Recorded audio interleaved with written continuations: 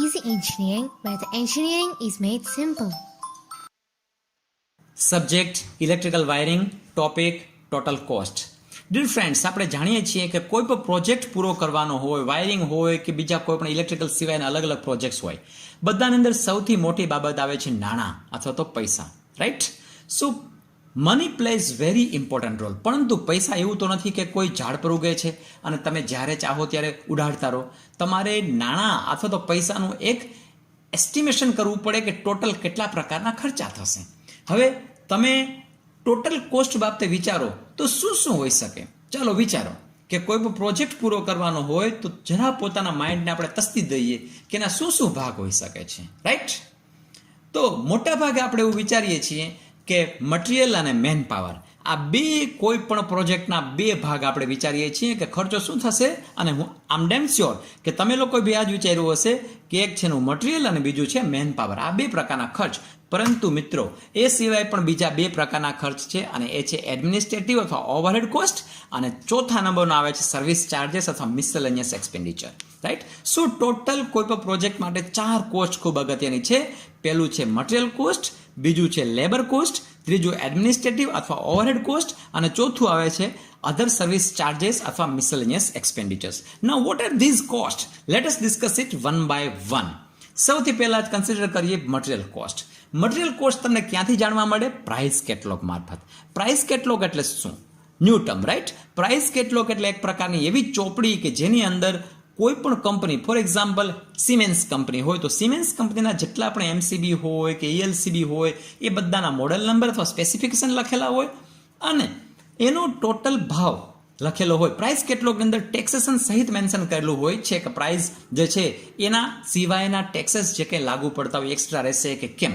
આમ price catalogue એટલે એક પ્રકારની એવી ચોપડી, એવી બુકલેટ, હવે તો ઈ ફોર્મમાં પણ હોઈ શકે છે, ઈ બુકલેટના ફોર્મમાં, કે જેની અંદર કોઈ પણ કંપનીના જે તે સમયના, આ બહુ અગત્યનું છે, 2010નો કેટલોગ અત્યારે 2020માં લઈને બેસો તો ના ચાલે. ભાવ ઘણા વધઘટ થઈ ગયા, ઘટી બી શકે છે ને વધી બી શકે છે, વધઘટ થઈ ગયેલા હોઈ શકે છે. નેક્સ્ટ આવે છે schedule of rates. Schedule of rates એટલે શું? તો કે SOR. કોઈ પણ કોન્ટ્રાક્ટ આપણે આપતા હોય તો એનો ભાવ બાંધણું થઈ ગયું હોય ઘણી વખત કે ભાઈ આ મટીરિયલ જે છે, ફોર એક્ઝામ્પલ કંડ્યુટ એટલા રૂપિયામાં અહીંથી મળે તો તમે ભાવ બાંધણું કરી દીધું કે આખા વર્ષ દરમિયાન તમારે મને આ કંડ્યુટ અથવા આ કંપનીના વાયર્સ આટલા રૂપિયામાં મને એક એક બંડલ આપવાનું. યાદ રાખજો, ઇલેક્ટ્રિકલની અંદર મોટા ભાગે 90 મીટર વાયરનું બંડલ હોય છે, 100 મીટરના નથી હોતા.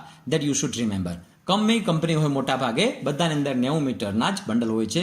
પોણો વાયર હોય કે એક હોય, મોટા ભાગે બધાની અંદર 90 મીટરનો વાયર હોય છે. સો શેડ્યુલ ઓફ રેટ કે ભાઈ એક વાયરનું બંડલ જે છે મને તમે 700 કે 600 કે 800 જે કંઈ પણ કંપની પ્રમાણે અને ક્વોલિટી પ્રમાણે ભાવ નક્કી કર્યા હોય એ પ્રકારે ભાવ મળે અને તમે એ પ્રકારે લે વેચ કરો. આને કહીએ આપણે શેડ્યુલ ઓફ રેટ્સ, મતલબ કે ભાવ બાંધણું. ત્રીજું આવે છે season of availability. For example ચોમાસું હોય તો શાકભાજી ચોમાસા પછી બહુ સસ્તા થઈ ગયા હોય છે અને ચોમાસા પહેલા અથવા ઉનાળામાં ખૂબ મોંઘા હોય છે. એનું રીઝન શું? તો કે અવેલેબિલિટી નથી. વાયર જે છે એ જ્યારે કોપરના ભાવ માનો કે સસ્તા હશે ત્યારે આપણને સસ્તા મળશે, પરંતુ જ્યારે ઓવરઓલ માનો કે વર્લ્ડ માર્કેટ છે કોપરની ઉચકાણી, તો સ્વાભાવિકપણે કોપર મોંઘું હોવાને કારણે વાયર જે છે મોંઘા થશે. તો અલગ અલગ સિઝન પ્રમાણે અલગ અલગ રેટ હોઈ શકે છે. કયા સમયે શું કયા રેટ અવેલેબલ હશે that we will have to see for. અને આ બધું જે છે મટીરિયલ કોસ્ટના અંદર આવશે. ટ્રાન્સપોર્ટેશન, વર્કર્સને લઈ આવવા કેટલે દૂરથી લઈ આવવાના છે, એ સિવાય મટીરિયલ કેટલે દૂરથી લાવવાનું છે, આ બધા જે છે એ ટ્રાન્સપોર્ટેશન કોસ્ટની અંદર ગણાશે. લોકલ ટેક્સેશન, મટીરિયલ તો તમે લીધું પણ એની ઉપર કેટલા કરવેરા છે, કેટલું ટેક્સેશન છે, that also V will have to count in the material cost. And local issues if એની. ઘણી વખત અમુક જગ્યાએ ફોર એક્ઝામ્પલ શહેર પ્રમાણે, મટીરિયલ પ્રમાણે અલગ અલગ ઇસ્યુઝ હોઈ શકે છે, બરાબર? આ ઇસ્યુઝ જે છે સમય અને સંજોગો પ્રમાણે, સ્થળ પ્રમાણે બદલાતા હોય છે. આવા બધા ઇસ્યુ પણ આપણે કન્સિડર કરવા પડે કે આ મટીરિયલ અહીંયા સહેલાઈથી પ્રાપ્ત થશે અથવા સહેલાઈથી પ્રાપ્ત થાય એવું છે, પરંતુ આપણે ઈચ્છીએ છીએ કોસ્ટમાં આવશે કે કેમ, વગેરે વગેરે. કારણ કે શક્ય છે કે અમુક મટીરિયલનું અમુક એરિયામાં અમુક લોકોની મોનોપોલી પણ હોઈ શકે છે, તો તમારે દૂરથી મટીરિયલ લાવવું પડતું હોય એવું બી બની શકે છે. એટલે આ બધા ઇસ્યુઝ જે છે that you will have to take care of. Next is the labour cost. Labour જે છે એ 4 ભાગમાં આપણે ડિવાઈડ કરી શકીએ: highly skilled, semi skilled, skilled અને અનસ્કિલ્ડ. અનસ્કિલ્ડ એટલે લેમેન લેબર, કે જેની પાસે તમે માનો કે વાયરને લાવવા, લઈ જવા, વાયર પાથરવા, આ ટાઈપનું મટીરિયલને લગતા જે કામ હોય એ કામ કરાવી શકો છો. દિવાલની અંદર હોલ પાડવા, જરી ખાંચવી, આ બધું અનસ્કિલ લેબરમાં આવે. ત્યારબાદ હાઈલી સ્કિલ લેબર છે એટલે ટોપનું મેનેજમેન્ટ. સેમી સ્કિલ્ડ અને સ્કિલ લેબરની અંદર આપણા એન્જિનિયર્સ જે છે એ આપણે આમાં ગણી શકીએ છીએ. નેક્સ્ટ આવે છે effect of working conditions on the labour cost. હવે વર્કિંગ કન્ડિશન્સ જે છે that plays very important role. મોટાભાગના લોકો આને અવોઇડ કરે છે, but we have taken this topic in much detail. હવે સૌથી પહેલું જે છે તમારો પ્રોજેક્ટ જે છે સિટીમાં છે કે વિલેજની અંદર છે. શક્ય છે કે તમારા લેબર અથવા જે સ્કિલ્ડ કે અનસ્કિલ્ડ લેબર છે એને જો સિટીની અપેક્ષા હોય તો શક્ય છે કે તમને ગામડામાં આ ટાઈપના સારા લેબર મળવા અઘરા છે.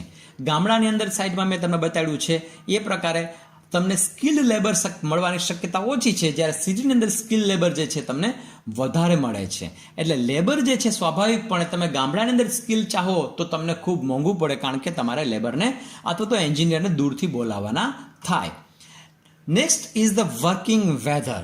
હવે વર્કિંગ વેધરની અંદર બે એક્સ્ટ્રીમ કન્ડિશન્સ અહીંયા આપણે મૂકેલી છે. એક છે માનો કે રેગિસ્તાન ને બીજું છે એક્સ્ટ્રીમ વેધર લાઇક સાઇબેરિયા.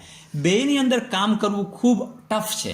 જો માનો કે સામાન્ય આપણે જે પ્રકારના એરિયામાં રહીએ છીએ એવા પ્રકારના એરિયાની અંદર કન્ડિશન્ડ એન્વાયરમેન્ટની અંદર કામ કરવું સહેલું છે, પરંતુ આ ટાઈપની જે એક્સ્ટ્રીમ વેધર્સવાળી જગ્યા છે તો ત્યાં કામ કરવું અઘરું છે. એટલે વેધરને આધારે પણ તમારે વર્ક ક્વોલિટી અને વર્ક કન્ડિશન્સના આધારે લેબર કોસ્ટમાં ઘણો બધો ફરક પડે છે. ગ્રાઉન્ડ ફ્લોર પર કામ કરવાનું છે. થર્ડ પોઈન્ટ કે અપર ફ્લોર પર સ્વાભાવિકપણે જો માનો કે 25 માળનું બિલ્ડિંગ હોય અને લિફ્ટ ન હોય તો વિચારો, રાઈટ? અથવા 5 માળનું બિલ્ડિંગ છે પણ લિફ્ટ નથી તો ઉપલા માળે કામ કરવા માટે લેબર જે છે એ ઇઝીલી અવેલેબલ નહીં થાય તમને. આ બધી વસ્તુઓ નાની છે, કારણ કે એ કહી શકે છે હું થાકી જાઉં છું, મારે કામ કરવાની ઈચ્છા નથી, ગ્રાઉન્ડ ફ્લોર પર જોઈશ, કામ કરીશ. સો these are the small things but plays very important roll on labour cost. Next shift timing. Shift timing જે છે એ પણ ખૂબ અગત્યનું છે. ધારો કે નાઇટનો ટાઈમ હોય તો શક્ય છે કે તમને લેડીઝ કામ કરવા માટે ઇઝીલી અવેલેબલ નહીં હોય. શા માટે? કારણ કે એક ટાઈમ કન્સ્ટ્રેન્ટ છે. Ladies prefer to work in day time. અમુક મેન પણ શક્ય છે કે પુરુષો પણ શક્ય છે કે ફેમિલી પ્રોબ્લેમ્સના કારણે રાતે કામ કરવું અવોઇડ કરતો હોય, કારણ કે સુવાના પ્રશ્ન થાય વગેરે વગેરે, રાઈટ?